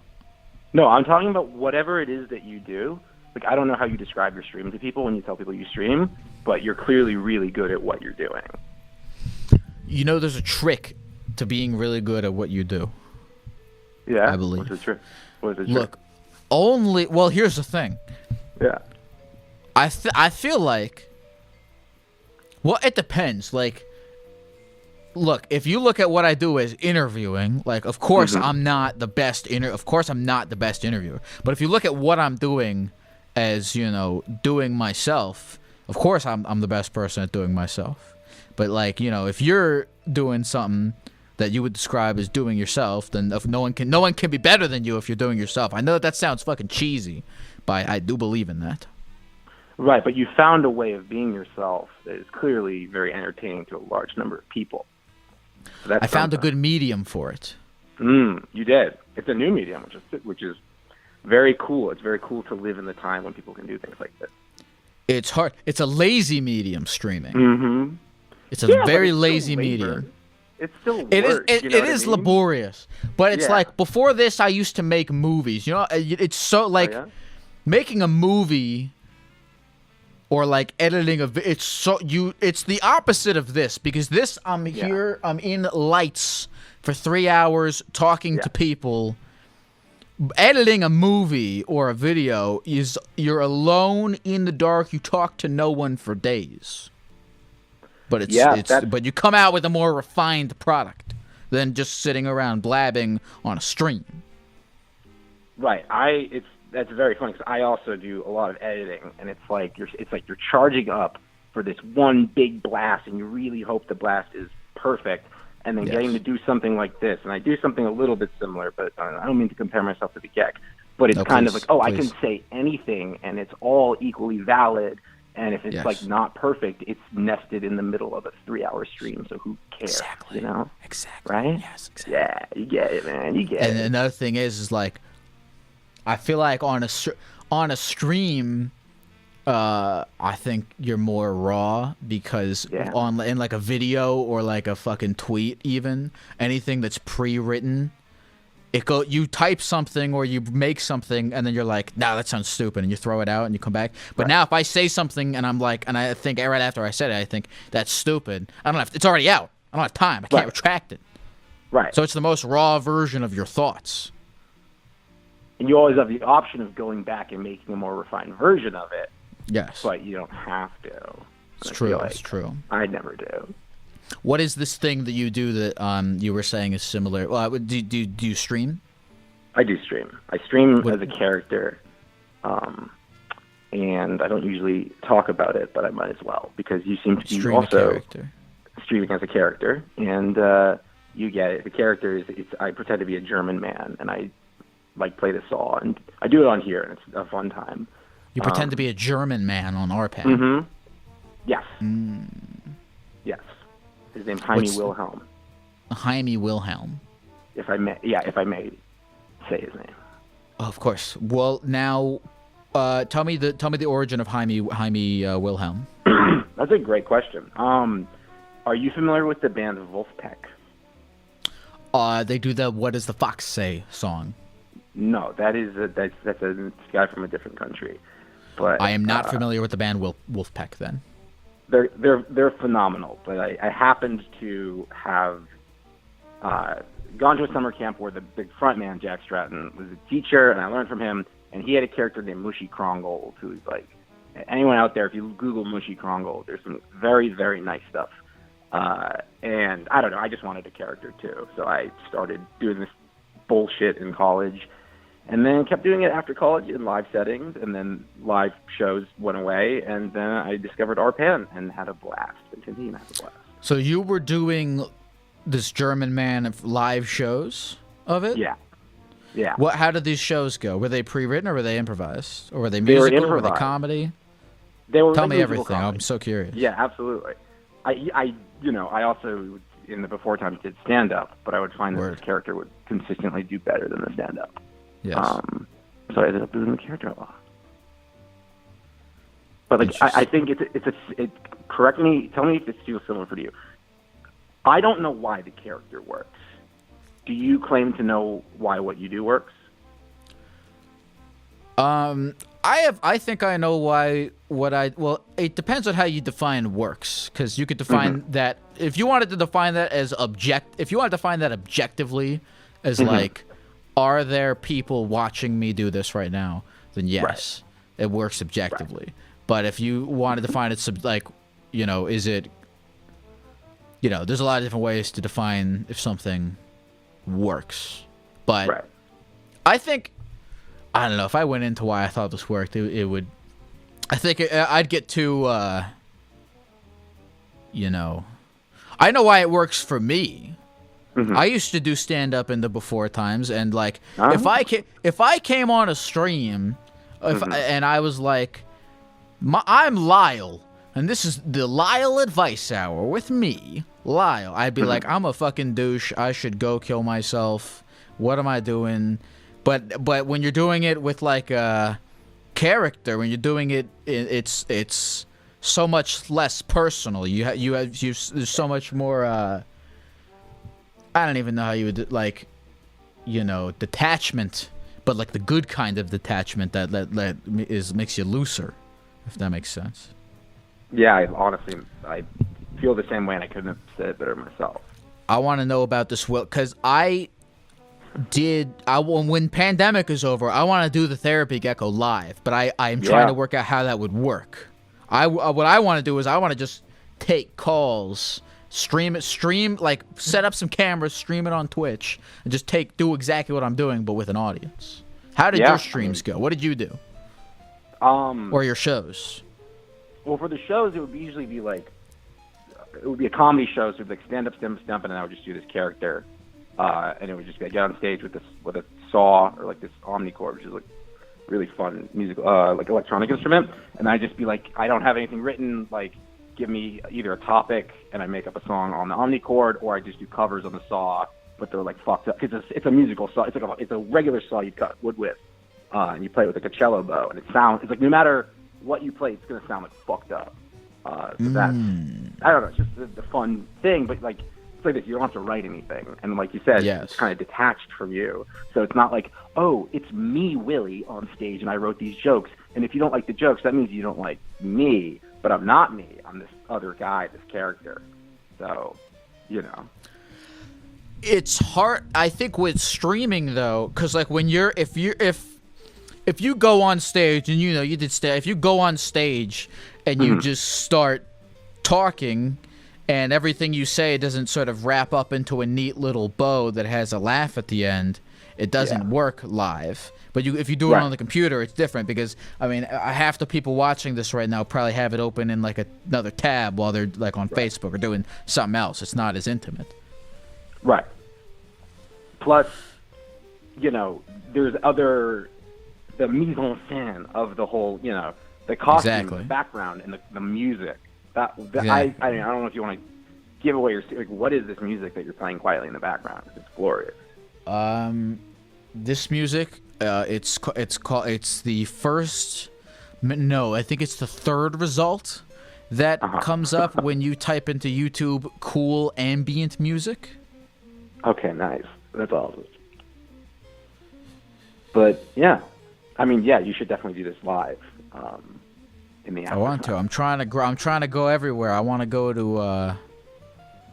I don't know. I'll figure it out. If I show up to goddamn Austin, Texas, and 3 people come, if one person comes, I'm literally just gonna live stream myself. That person, I'm gonna give them a microphone. We take calls. We'll do what we do. That's hell yeah, man. Word. You were good at that thing earlier. I can see that you have you got some chords. I appreciate that, man. It means a lot. What'd you say your name was? Willie. Willie, well, thank you, Willie, man. I'll talk to you soon. I appreciate you. Absolutely. Thank you for having me on. You have a good night, man. You too. Bye-bye.